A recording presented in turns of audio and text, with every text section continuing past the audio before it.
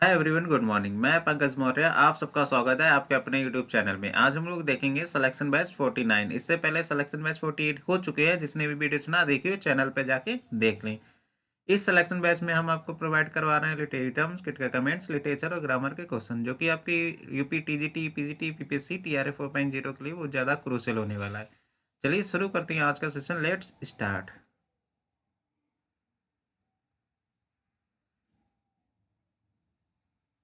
Question of the day. Last session में question of the day पूछा था, who says that Shakespeare present a faithful description of life and that his characters are such as common to other human beings. किसने कहा है? तो ये statement है doctor Samuel Johnson का। इन्होंने कहा है Shakespeare present a faithful description of life and that his characters are such as common to other human beings. Question number 961, 961। The two interludes in John Galsworthy's The Forsyte Saga are। The foresight saga में दो interlude है। आपको interlude के नाम बताने हैं कि कौन कौन सी इंटरल्यूड है। Option A, to let and awakening. Option B, Indian summer of a Forsyte and in chancery. Option C, Indian summer of a Forsyte and awakening. Option D, none. John Galsworthy का जो work है Indian summer of a Forsyte, ये इनका masterpiece है। Question number 961 का correct answer हो जाएगा option C, Indian summer of a Forsyte and awakening. ये दो इंटरल्यूड है फोरसाइट सागा में। एक्सप्लेनेशन देखिए। An interlude is a short piece of writing that connects two larger parts of a story. मतलब interlude एक short piece होता है writing का जो कनेक्ट करता है दो larger parts of the story. Story के दो बड़े पार्ट्स को कनेक्ट करने के लिए इंटरलूड बीच में डाला जाता है। द फोरसाइट सागा, जो कि 1922 में आई थी, is composed of 3 novels and 2 interludes. Foresight saga में 3 नॉवेल्स थे और 2 इंटरल्यूड थे। 3 नॉवेल्स कौन कौन से थे? द मैन ऑफ प्रॉपर्टी, जो कि 1906 में आई थी। इन चांसरी 1920, टू लेट 1921। और 2 इंटरल्यूड आए थे। Indian summer of a foresight 1918, जो कि इनका मास्टरपीस है। अवेकिंग इंटरल्यूड आया था 1920 में। तो याद रखिए द फोरसाइट सागा 1922 में आई थी, जिसमें 3 नॉवेल और 2 इंटरल्यूड थे। Question number 962। The finest of Galsworthy later dramas is considered to be a man of Devon, loyalties, patrician या नन। क्वेश्चन नंबर 962 का करेक्ट आंसर हो जाएगा ऑप्शन बी, लॉयल्टीज। लॉयल्टीज को कंसीडर किया जाता है finest of Galsworthy later drama के रूप में। एक्सप्लेनेशन देखिए। This play explore theme of social class and antisemitism, focusing on a young Jewish man who faces prejudice from his upper class peers. ये play है जो एक्सप्लोर करता है theme, social class की थीम को, एंटीसेमिटिज्म। मतलब antisemitism का मतलब होता है यहूदियों का विरोध करना, एंटीसेमिटिज्म। तो सोशल क्लास की थीम है, एंटीसेमिटिज्म है, focusing on a young Jewish man who faces prejudice. मतलब जो यंग जूइश मैन है वो फेस कर रहा है पक्षपात को, भेदभाव को, from his upper class peers. मतलब जो अपर क्लास साथी लोग हैं उनसे जो पक्षपात या भेदभाव हो रहा है उन फेसेस को वो फेस कर रहा है। The play is set in Meldon code. इस प्ले की जो सेटिंग हुई है मेल्डॉन कोड में हुई है। John Galsworthy play Loyalties. The central conflict is between Ferdinand De Levis and captain Ronald Dancy. De Levis, a Jewish man, accused Dancy of stealing money from him। इस play में दो character है, ये main character है, याद कर लीजिएगा, Ferdinand De Levis and captain Ronald Dancy. De Levis होता है ये जूइश मैन होता है जो आरोप लगाता है कि उसका जो पैसे है 1000 पाउंड्स, 1000 पाउंड्स जो मनी है डी लेविस की, जो डेंसी ने चुरा ली है, उस पर आरोप लगाता है। लॉयल्टीज इन 1922 प्ले। लॉयल्टीज 1922 में आया था, जो कि एक प्ले है जॉन गाल्सवर्थी का। It was first stage at Saint Martin's theatres. Saint Martin theatre में इसको स्टेज किया गया था, जो कि 1 साल तक कंटिन्यू चला है। गाल्सवर्थी डिस्क्राइब्ड इट एस, ये मेन पॉइंट है। गाल्सवर्थी ने डिस्क्राइब किया है लॉयल्टीज को, the only play of mine which I was able to say when I finished it, no manager will reviews this. Exam में पूछा जा सकता है कि किस प्ले के बारे में ये स्टेटमेंट कहा गया है, तो लॉयल्टीज के बारे में कहा गया है, the only play of mine which I was able to say when I finished it, no manager will reviews this. Question number 963, 963, John Galsworthy received honorary degrees from universities. कितनी यूनिवर्सिटीज से honorary degree receive की थी? 7, 4, 5 या 6? Question number 963 का correct answer हो जाएगा A, 7 universities. John Galsworthy received honorary degree from 7 universities. 7 universities से इन्होंने रिसीव की थी ऑनरेरी डिग्रीज।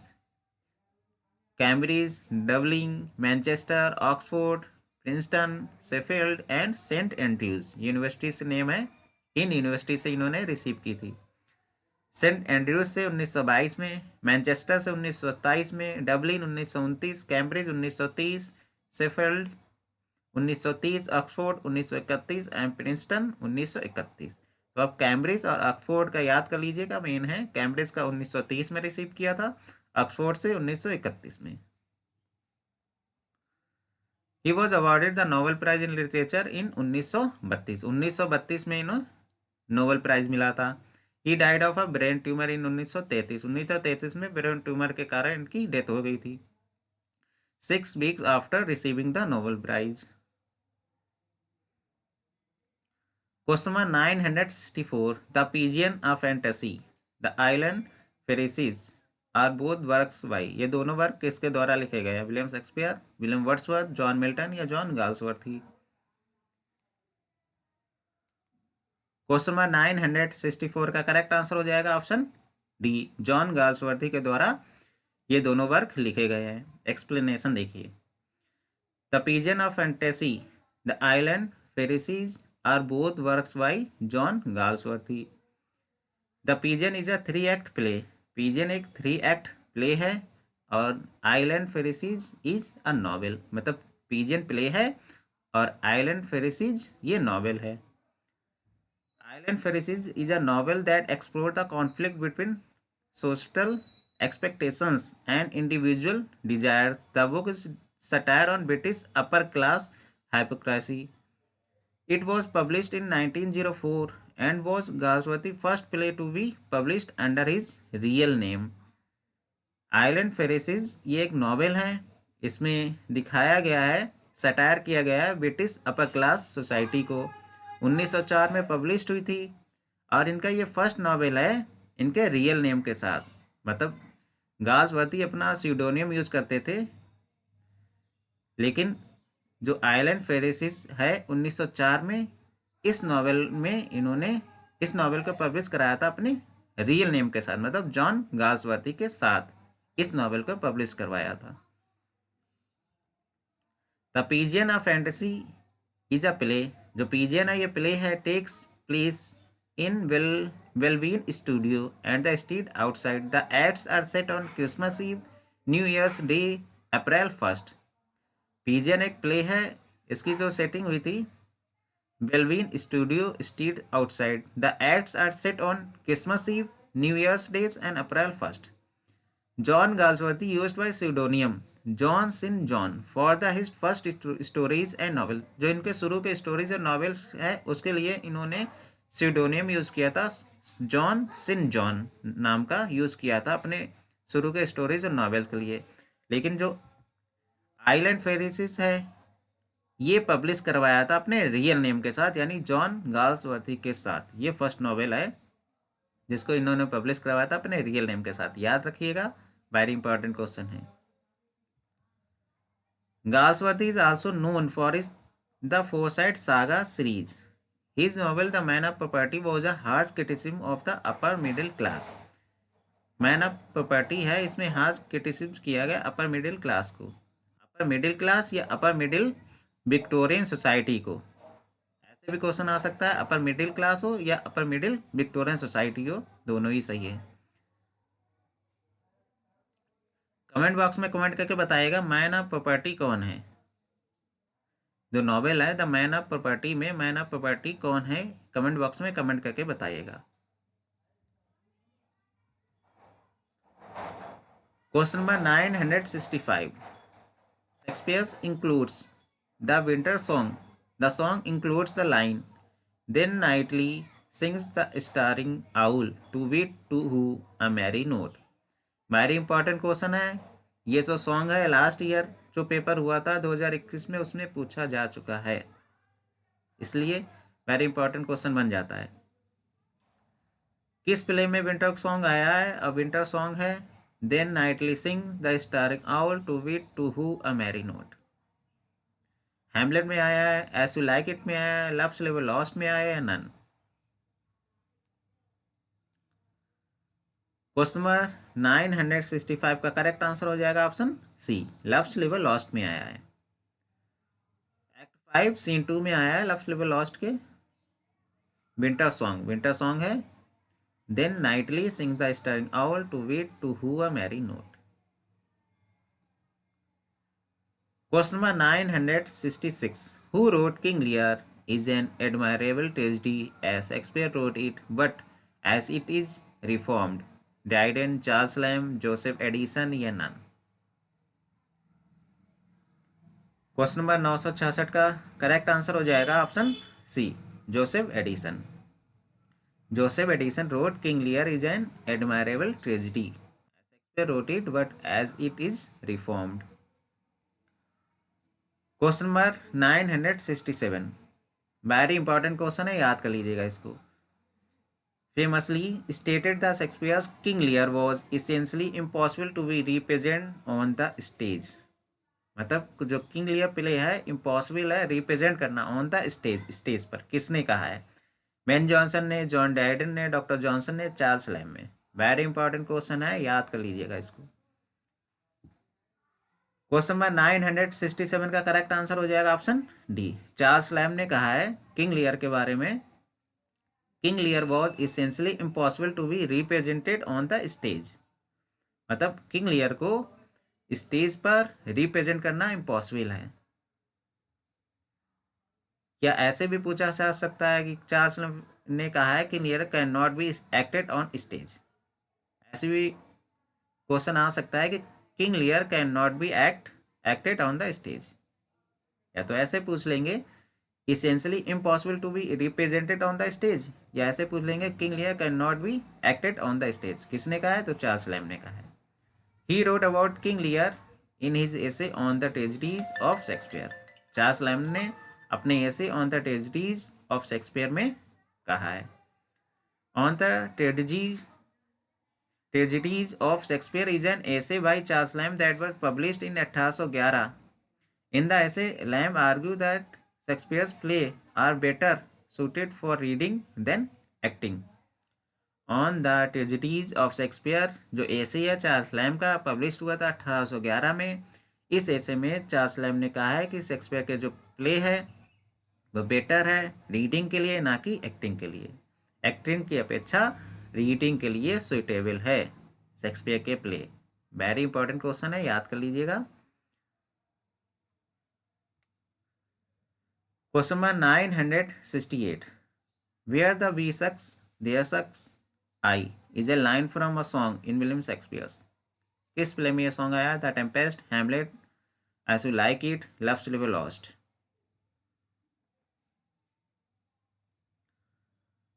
क्वेश्चन नंबर 968 का करेक्ट आंसर हो जाएगा ऑप्शन ए, द टेम्पेस्ट में ये लाइन आई है।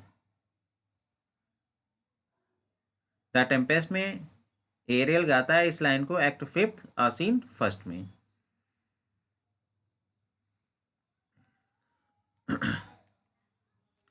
Question number 969, John Milton acknowledged his debt to Edmund Spenser in his work.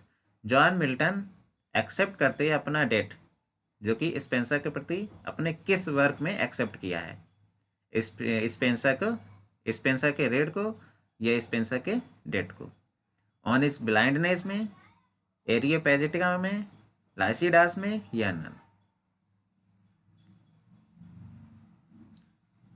Question number 969 का करेक्ट आंसर हो जाएगा ऑप्शन बी। एरियोपैजिटिका में जॉन मिल्टन ने एक्सेप्ट किया है स्पेंसर के डेट को। एक्सप्लेनेशन देखिए, in Areopagitica Milton refer to Spenser as a sage and serious poet, indicating his admiration and recognition of Spencer's influence on his own poetry.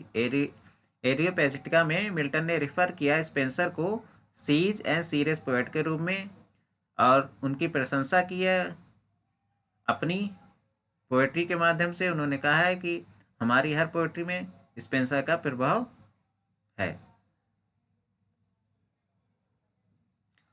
He acknowledged his debt to Spencer in Areopagitica and his apology for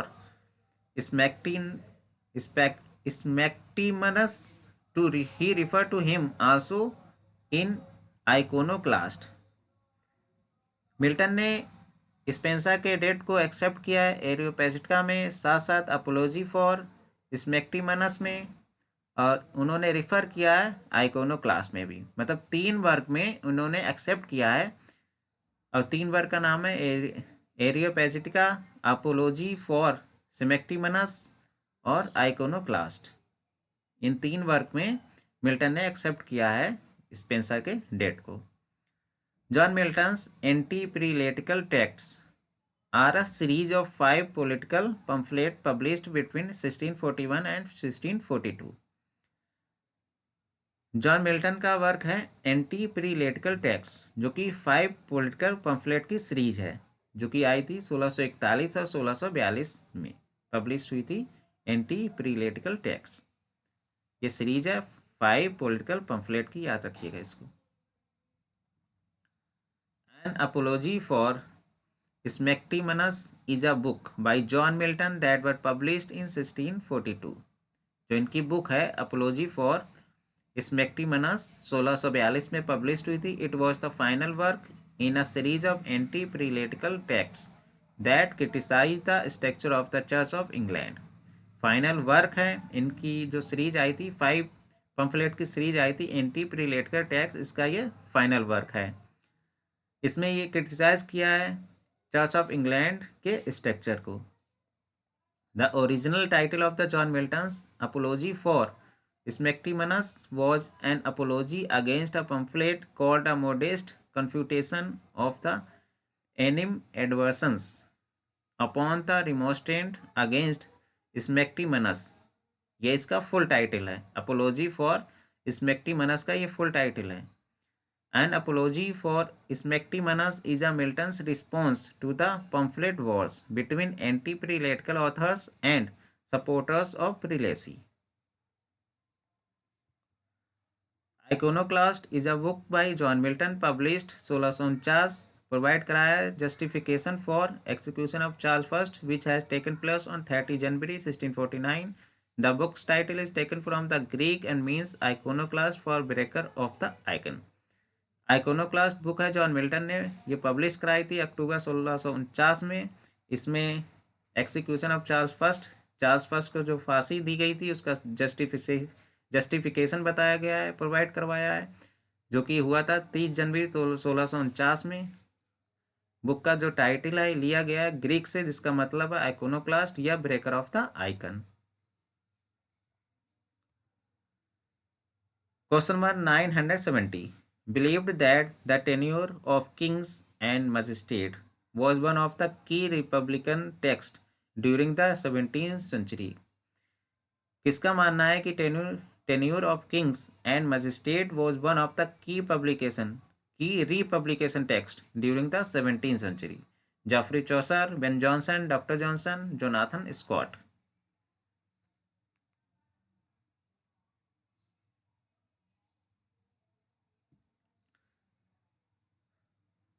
question number 970 का correct answer हो जाएगा option D. Jonathan Scott का मानना है कि tenure of the king and magistrate was one of the key republican text during the 17th century.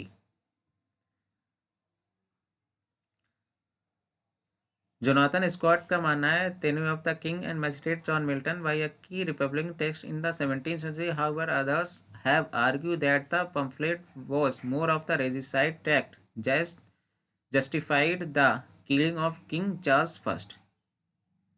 हालांकि others तो other लोगों का मानना है कि ये पम्फलेट है ये राजा की हत्या दिखाई गई है, जस्टिफाई किया है, जो किंग चार्ल्स फर्स्ट की हत्या की गई है उसको जस्टिफाई करने के लिए लिखा है। Question number 971, iconoclast is a book by John Milton published इन। अभी मैंने बताया है किस ईयर में पब्लिश हुई थी, एक्सप्लेनेशन में मैं बता चुका हूँ। 1630 में, 1645, 1652, 1649।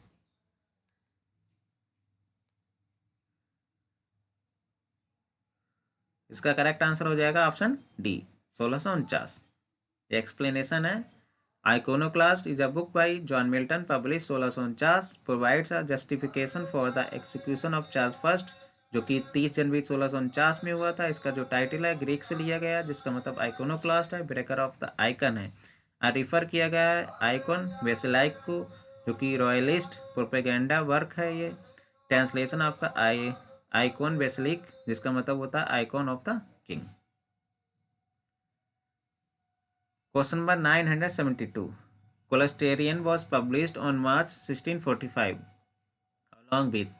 कोलेस्टेरियन पब्लिश हुआ था 1645 में, इसके साथ ही एक और वर्क पब्लिश हुआ था, उस वर्क का नाम आपको बताना है। Of reformation, Tetrachordon, of education, the history of Britain.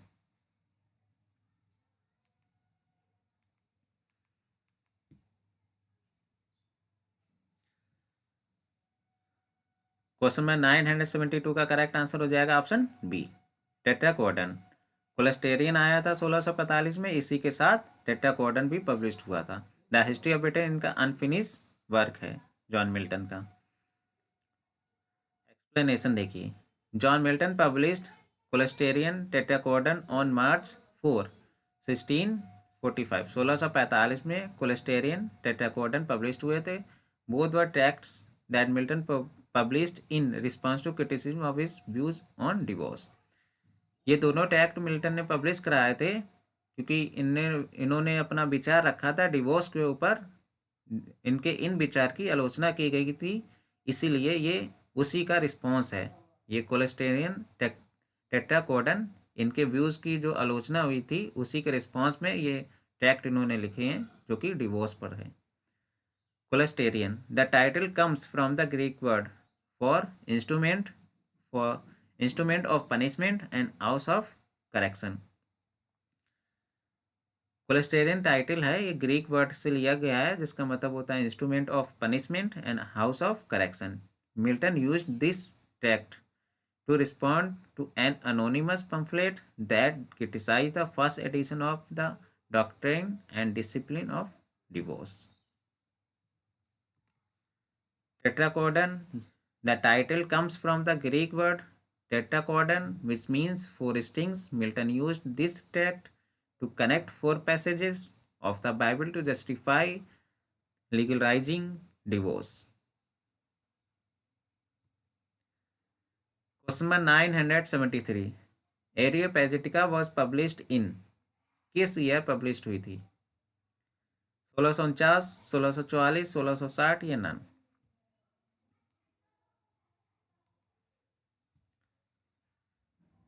Question number 973 का करेक्ट आंसर हो जाएगा option B 1644।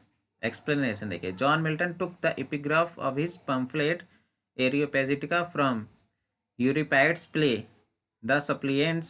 The epigraph state the true liberty is the freedom of speech. John Milton ने एपिग्राफ लिया है अपने एरियोपैजिटिका के लिए, यूरिपाइड्स का प्ले है द सप्लिएंट्स से लिया है। यूरिपाइड्स प्ले द सप्लिएंट्स से एपिग्राफ लिया है अपने पम्फलेट एरियोपैजिटिका के लिए। The epigraph state the true liberty is the freedom of speech. जो ये एपिग्राफ है ये स्टेट करता है ट्रू लिबर्टी को, is the freedom of speech की ट्रू लिबर्टी को दर्शाता है। Question number 974, ode to duty. आपको बताना है कि किस ईयर ये लिखी गई थी। ओड टू ड्यूटी पब्लिश हुई थी 1807 में। आपको रिटन का ईयर बताना है किस साल ये लिखी गई थी। 1802 में, 1799, 1805 या नन। क्वेश्चन नंबर 974 का करेक्ट आंसर हो जाएगा ऑप्शन सी। 1805 में लिखा गया था और पब्लिश हुई थी 1807 में बाय विलियम वर्ड्सवर्थ के द्वारा।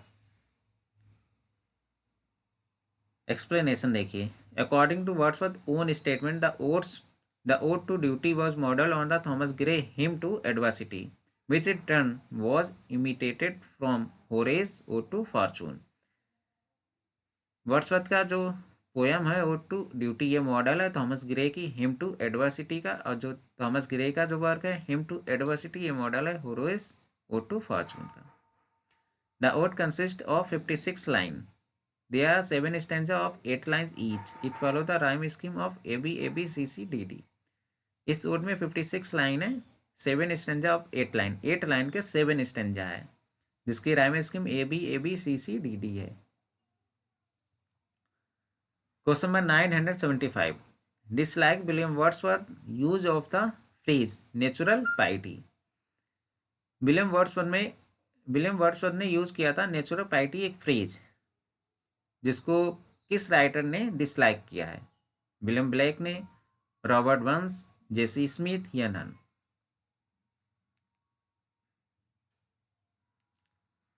क्वेश्चन नंबर 975 का करेक्ट आंसर हो जाएगा ऑप्शन ए। विलियम ब्लेक ने डिसलाइक किया है विलियम वर्ड्सवर्थ का use of the phrase natural piety को। एक्सप्लेनेशन देखिए, William Blake disliked William Wordsworth's use of the phrase natural piety because he believed that humans are naturally impious। क्योंकि उनका मानना है कि humans होते हैं, मनुष्य होते हैं, वो स्वाभाविक रूप से अपवित्र होते हैं। In Wordsworth poem my heart leaves up, ये जो नेचुरल पाइटी फ्रेज यूज हुआ है, ये यूज हुआ है वर्ड्सवर्थ की poem my heart leaves up में, जिसकी लाइन है bound each to each by natural piety. This means a reverence for nature and tie its whole life together. Question number 976. The last 3 lines from My Heart Leaps Up are used as part of the epigraph too. My Heart Leaps Up से last की 3 line लेकर ली गई है और इसको epigraph बनाया गया है। किसका एपिग्राफ बनाया गया है? टिंटन अबे का, सोलिटरी रीपर का, इंटीमेशन ऑफ इमोर्टेलिटी या ओड टू ड्यूटी का। माई हार्ट लीव्स अप की लास्ट की 3 लाइन लेकर उसको पार्ट बनाया गया है, पार्ट ऑफ द एपिग्राफ। किस पोएम का पार्ट बनाया गया है? क्वेश्चन नंबर 976 का करेक्ट आंसर हो जाएगा option C, intimation of immortality. Question number 977, in resolution and independence in line number 45, Wordsworth write of him who walked in glory and in joy following his flow along the mountain side are reference to। इस line में किसका reference दिया गया है? Ralph Waldo Emerson का, T S. Eliot का, Oscar Wilde का, Robert Burns का। In resolution and independence line number 45 जो लाइन है of him who walked in glory and in joy following his flow along the mountain side, इसमें जो reference दिया गया है रॉबर्ट बर्न्स का दिया गया है। करेक्ट आंसर हो जाएगा option D, Robert Burns. Resolution and independence की लिरिक पोएम है, विलियम वर्ड्सवर्थ के द्वारा लिखी गई है, कंपोज हुई 1802 में, पब्लिश हुई 1807 में, इन पोएम्स इन 2 वॉल्यूम्स में। The poem contains 20 stanza written in modified rhyme royal, 20 stanza है जो कि राइम रॉयल में लिखी गई है। डिस्क्राइब किया है Wordsworth encounter with the lease gatherer near his home in the lake district of England. Resolution है इंडिपेंडेंस लिरिक पोएम है, 1802 में कंपोज हुई, 1807 में पब्लिश हुई है और राइम रॉयल में लिखी गई है। इतनी बातें याद कर लीजिएगा। Question number 978, the poem by William Wordsworth was republished in 1820 as a broadside title the little maid and the gentleman. किस पोएम की बात हो रही है कि रीपब्लिश हुई थी 1820 में, जिसका टाइटल था the little maid and the gentleman. To the cuckoo, Laodamia, we are seven, the world is too much with us.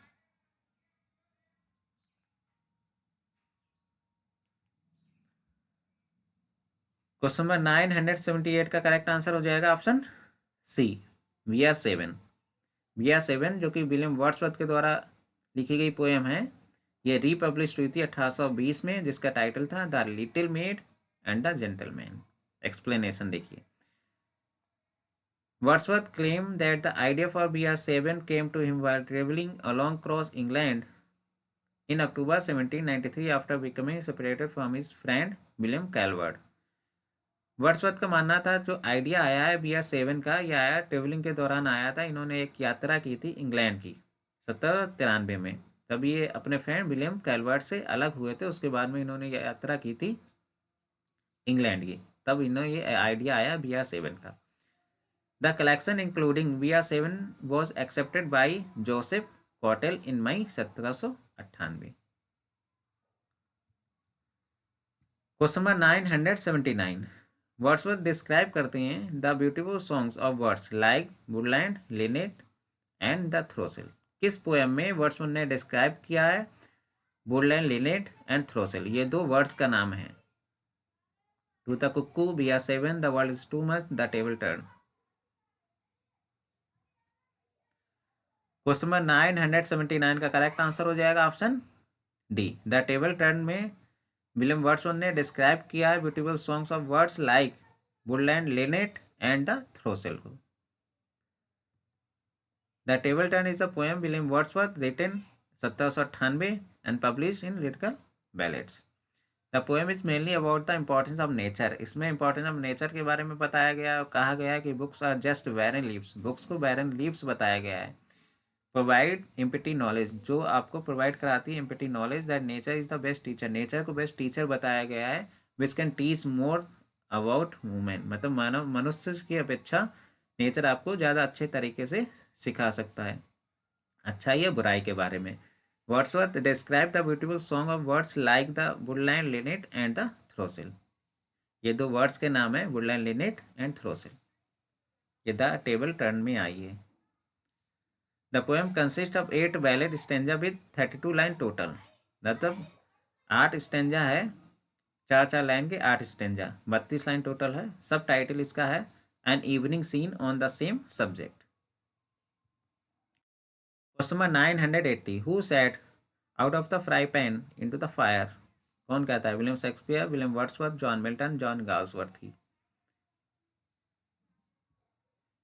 Question number 980 का करेक्ट आंसर हो जाएगा ऑप्शन बी, विलियम वर्ड्सवर्थ ने कहा है out of the fry pan into the fire. Question of the day, upon William Wordsworth death described his poem I wander lonely as a cloud as very exquisite. William Wordsworth की death पर किसने describe किया है उनकी poem I wander lonely as a cloud को as very exquisite, मतलब बहुत उत्कृष्ट किसने कहा है I wander lonely as a cloud को? कमेंट बॉक्स में कमेंट करके आंसर बताइएगा। क्वेश्चंस अगर पसंद आ रहा है चैनल को लाइक, शेयर एंड सब्सक्राइब करना ना भूलेगा। Thank you so much.